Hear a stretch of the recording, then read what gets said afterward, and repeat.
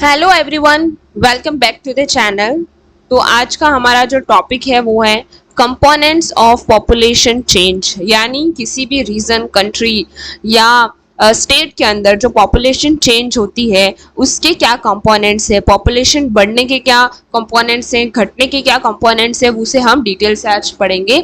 इससे पहले हमने पॉपुलेशन डिस्ट्रीब्यूशन, डेंसिटी, फैक्टर्स को बहुत ही ज़्यादा डिटेल से पढ़ा है, राइट। तो आज हम इसके कंपोनेंट्स को देखेंगे कि कौन कौन से कंपोनेंट्स हैं भाई जो पॉपुलेशन चेंज को क्या कर रहे हैं, अफेक्ट कर रहे हैं। सो देयर आर थ्री, देखो यहाँ पर कितने कंपोनेंट्स हैं, थ्री कंपोनेंट्स हैं, three components of population change जो डायरेक्टली पॉपुलेशन चेंज को इफेक्ट करते हैं। सबसे पहला आता है बर्थ रेट, मतलब जितने लोग जन्मेंगे उतनी पॉपुलेशन बढ़ेगी, लेकिन डेथ रेट, लोग मरते भी तो हैं, तो जब वो मरेंगे तो पॉपुलेशन कम भी होती है और लोग एक जगह से दूसरी जगह काफी ट्रैवल करते हैं, है ना। रूरल से अर्बन चले गए, अर्बन से दिल्ली चले गए, तो ये उनका जो माइग्रेशन चीज है वो भी कहीं ना कहीं क्या करता है, पॉपुलेशन चेंज को अफेक्ट करता है। तो सबसे पहले हम बर्थ रेट को पढ़ते हैं। अब बर्थ रेट कैसे काउंट होती है, बर्थ रेट को हम कैसे एक्सप्रेस करते हैं वो देखते हैं। So the crude birth rate, मतलब जो CBR है, is expressed a number of live births in a year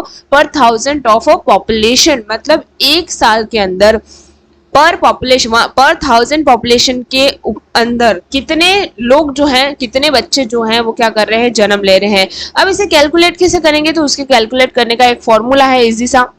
सबसे पहले हम CBR लिखेंगे, फिर हम इक्वल्स टू लिखेंगे और यहाँ पर ऊपर हम क्या लिखेंगे, birth, live birth during the year, मतलब एक साल के अंदर कितने बच्चों ने जन्म लिया वो देखेंगे। और यहाँ पर हम P क्या है, यहाँ पर क्या इंडिकेट कर रहा है, पॉपुलेशन। अब देखो पॉपुलेशन ईयर की नहीं लिखेंगे, मिड ईयर, मतलब 6 महीने की यहाँ पर पॉपुलेशन लिखेंगे, ठीक है ना। ये याद रखना, इस फॉर्मूले का एक वो है, ये इंपॉर्टेंट है कि हम मिड ईयर पॉपुलेशन ही उस एरिया का लिखेंगे और इसके बाद जो भी हमारा आंसर आता है उसको हम 1000 से क्या करेंगे, कट करेंगे, मल्टीप्लाई करेंगे, जो भी जैसा भी मेथड आपको अच्छा लगता है उस मेथड से आप ले सकते हैं। जैसे यहाँ पे बता रखा है कि CBR की जो फुल फॉर्म है वो क्रूड बर्थ रेट, ये आपके 1 मार्क्स के क्वेश्चन में आ जाता है कि what is the full form of CBR, है ना। CBR कैसे काउंट करते हैं, फॉर्मूला उसका बताओ, तो ये आ जाता है आपका।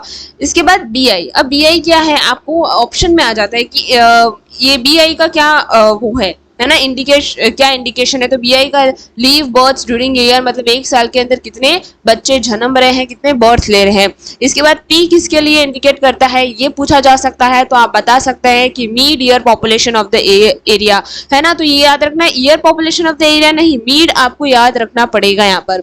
इसके बाद आता है death rate play an active role in the population. देखो बर्थ रेट, जब बच्चे जन्म लेते हैं तो पॉपुलेशन बढ़ती है, तो लोग जब मरते हैं तो पॉपुलेशन घटती है ना। तो ये कहीं ना कहीं एक दूसरे से क्या है, पैरेलल काम करते हैं कि बच्चे जन्म भी होता है, लोग का मरना भी होता है, तो ये चीज बढ़ती घटना ये सब होता रहता है। तो डेथ रेट जो है वो कहीं ना कहीं एक्टिव रोल प्ले करता है पॉपुलेशन चेंज के अंदर। So population growth occur not only by increasing birth rate but also due to the decreasing of death rate. तो पॉपुलेशन, किसी भी रीजन का जो पॉपुलेशन ग्रोथ है वो सिर्फ बर्थ रेट का इंक्रीज, मतलब बच्चे ज्यादा जन्म ले रहे हैं उससे ही नहीं, लेकिन जो डेथ रेट है वो धीरे धीरे क्या कर रही है, डिक्रीज हो रही है, कम हो रही है या ज्यादा हो रही है, ये भी कहीं ना कहीं अफेक्ट करता है। जैसे जिस तरह से हमने ये क्रूड बर्थ रेट जो उसको काउंट किया, उसी तरह हम क्रूड डेथ रेट को भी हम क्या करेंगे, काउंट यहाँ पर कर लेंगे। Is a simple method of measuring mortality of any area, किसी भी रीजन का कितनी मतलब लोग मरे हैं उसको हम यहाँ पे कैलकुलेट करते हैं। तो CDR is expressed in the term of number of deaths, यहाँ पर हमने नंबर ऑफ बर्थ देखा था, लीव बर्थ्स, ठीक है, इन अ पर्टिकुलर पर ईयर, मतलब पर ईयर के अंदर कितने लोग मरे हैं, population in a particular region के अंदर। जैसे यहाँ कैलकुलेट कैसे करेंगे हम, CDR यहाँ लिख दिया, D का मतलब यहाँ पर कितने लोग मरे, P का मतलब मीड पॉपुलेशन ईयर, है ना। मैंने पहले ही बताया कि mid population of any area, यहाँ पर हम लिखेंगे और यहाँ से हम 1000 से इसको क्या करेंगे, इनटू कर देंगे। सो हियर CDR जो है क्रूड डेथ रेट है, D का नंबर ऑफ डेथ है, P का मतलब estimate mid year population that year, है ना, कि मीड पॉपुलेशन कितनी है उस ईयर में, उस टाइम का लेकर हम देखेंगे, तो ये कहीं ना कहीं जो है बहुत ही ह्यूज इम्पैक्ट करती है पॉपुलेशन चेंज के अंदर। And by and large mortality rate are affect by the region demographic structure, social advancement and level of its economic development.